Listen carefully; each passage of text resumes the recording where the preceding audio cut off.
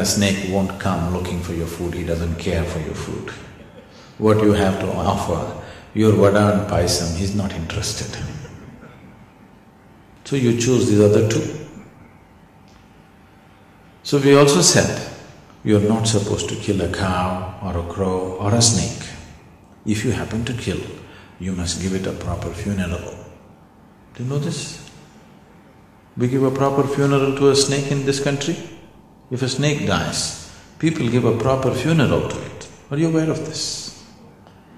Because a snake is very close in the evolutionary process of the inner being. And these three animals, one bird, one reptile and one mammal, are the three creatures who have emotions very similar to that of a human being.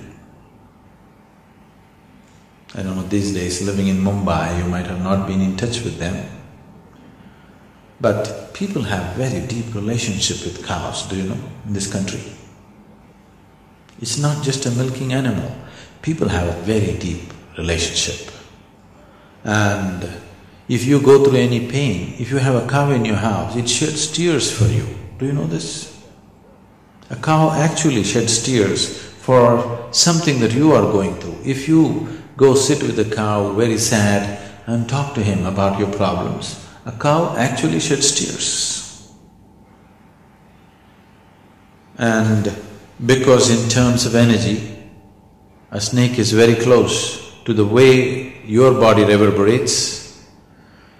If you have no issues about it, if you go in the wild, any other animal in the wild, if you try to touch it, it will always repel. Snake is one animal. If you know how to pick it up, you can simply pick it up like this, it will come with you. There was a time when I used to have 20-25 snakes all over my bedroom. They are everywhere.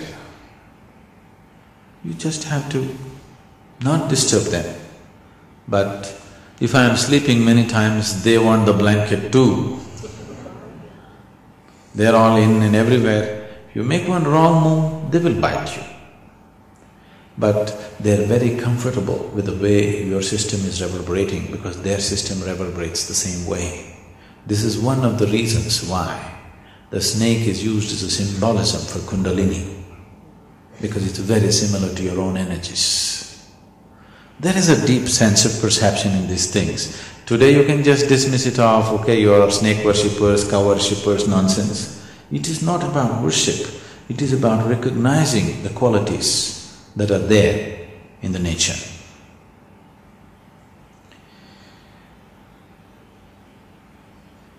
In the yogic lore and in the yogic culture, a snake has been used in many different ways for one's own growth. You won't see a single temple without a snake. Is it so? Somewhere in the temple there is a carving of a snake because it's an important step in one's evolutionary process of the inner being. In the evolutionary process of the body, maybe a orangutan or a chimp or a monkey may be important, but in the evolutionary process of the being, a snake plays a very important step. It is an important shift from one level of life to another, so it is always recognized as such. So such things have happened, but they're very, very rare.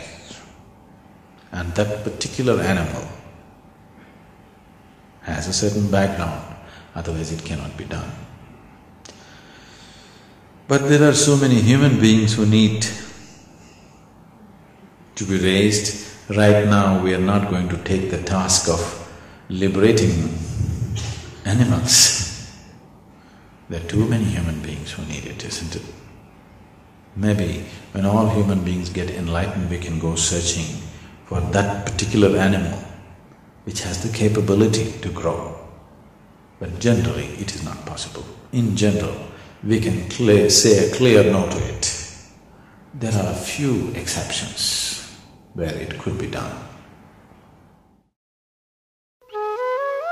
For more on Sadhguru, visit www.ishafoundation.org.